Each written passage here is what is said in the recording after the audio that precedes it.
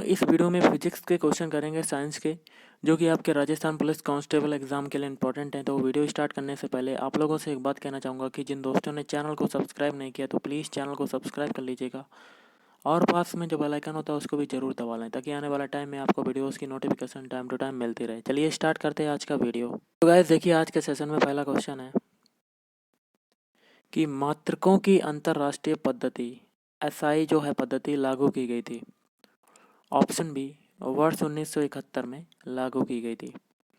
और अंतर्राष्ट्रीय मात्रक पद्धति एसआई की 7 मूलभूत राशियों में से 2 हैं। ऑप्शन सी, एक तो द्रव्यमान हो जाएगा, एक तो आपका टाइम हो जाएगा। निम्न में से सदिश राशि जिसको कहते हैं वेक्टर क्वांटिटी कौन सी है? तो गाइस देखिए, वेक्टर क्वांटिटी क्या होती है? जिसमें परिमाण के साथ साथ डायरेक्शन का भी बोध होता है। ऑप्शन सी हो जाएगा वेग, वेलोसिटी। पटाखों व बारूद में लाल रंग निम्न के कारण होता है। ऑप्शन सी, स्ट्रोंसियम के कारण होता है। अगला है, ब्रह्मांड में कौन सा तत्व सबसे अधिक मात्रा में पाया जाता है? तो गाइस सभी को पता होगा, ऑप्शन है हाइड्रोजन नामक तत्व ब्रह्मांड में सबसे ज़्यादा पाया जाता है। केल्विन मान से ज्ञात मानव शरीर का सामान्य ताप कितना होता है? Option D, 310 kelvin. किसी पदार्थ का क्रांतिक ताप वह ताप है? तो ऑप्शन बी, जिससे अधिक ताप पर गैसीय अवस्था में उस पदार्थ को कभी भी द्रवित नहीं किया जा सकता। साइकिल के ट्यूब अधिकांशतः गर्मियों में क्यों फटते हैं? इसका मेन रीज़न होता है, ऑप्शन ए, गर्मी के कारण ट्यूब में उपस्थित वायु फैलती है और इस फैलाव के कारण ट्यूब जो होती है वो फट जाती है। अगला है, बर्नर पर रखे एक फ्लास्क में पानी गर्म किया जा रहा है, इसका क्वथनांक घटाने के लिए क्या करना पड़ेगा? ऑप्शन डी, फ्लास्क के मुंह का संबंध निर्वात पंप से कर दिया जाए, अर्थात पानी के ऊपर दाब कम कर दिया जाए। ऊष्मा का सर्वोत्तम चालक कौन सा होता है? ऑप्शन बी, पारा। नेक्स्ट क्वेश्चन है, चावल को पकाने में कहाँ पर अधिक समय लगेगा? तो गाइस देखिए, ऑप्शन डी, माउंट एवरेस्ट पर यदि प्रयास किया जाए तभी। शिमला में जल के पाइप अधिक ठंड में फट सकते हैं क्योंकि? इसका मेन रीज़न होता है, ऑप्शन सी, जब जल जमता है तो इसका आयतन बढ़ जाता है। अगला है, ऊष्मा जो है वो किस प्रक्रिया से सर्वाधिक तीव्र गति से स्थानांतरित होती है? ऑप्शन सी, विकिरण या कह सकते हैं रेडिएशन। कमरे में रखे हुए चालू रेफ्रिजरेटर के दरवाजे खुले छोड़ दिए गए, निम्न में से कौन सा कथन सही है?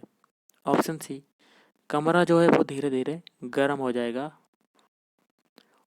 जल का क्वथनांक, तो गाइस देखिए इसका आंसर हो जाएगा ऑप्शन डी, जल की खुली सतह के ऊपर के दाब पर निर्भर करता है। और किसी निश्चित द्रव के लिए वाष्पन दर निर्भर करती है।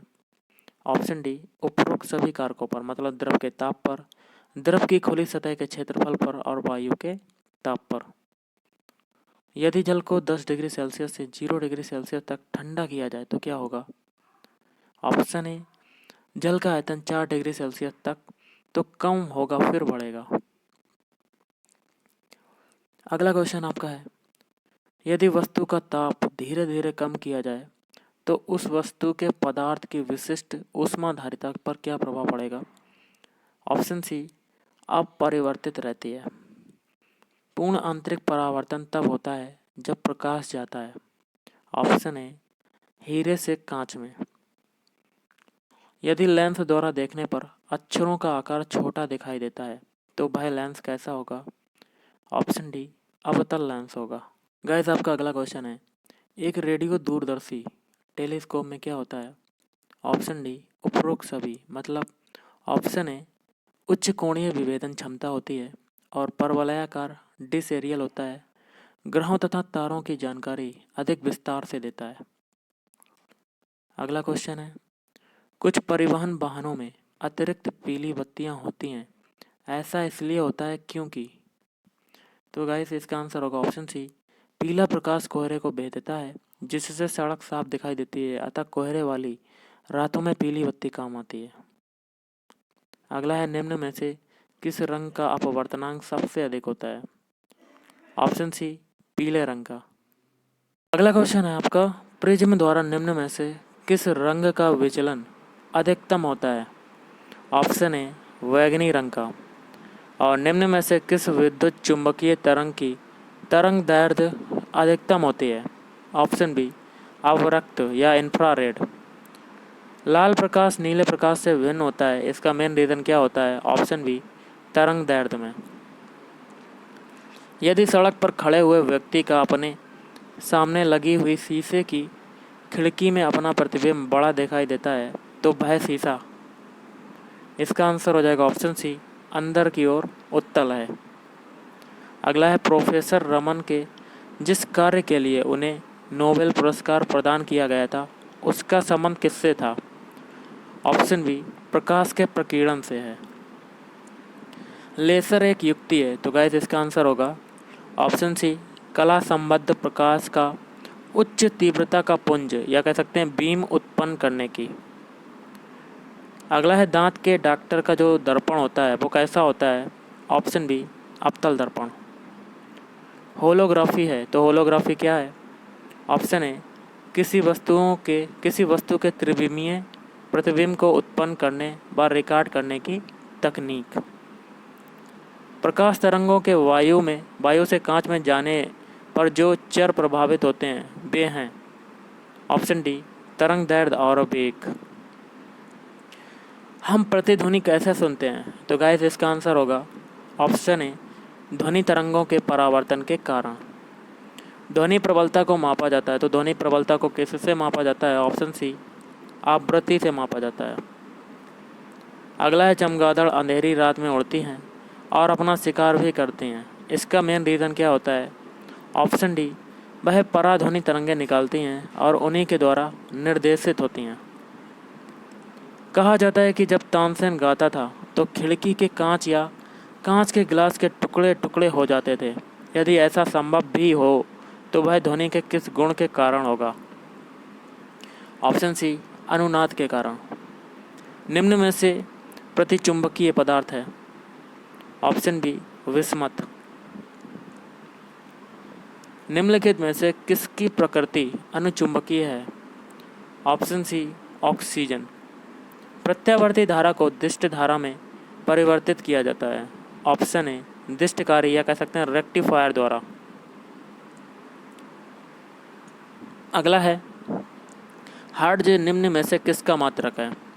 सभी को पता होगा ऑप्शन सी आवृत्ति का। निम्न में से कौन सी युक्ति विद्युत ऊर्जा को यांत्रिक ऊर्जा में बदलती है? Option D motor.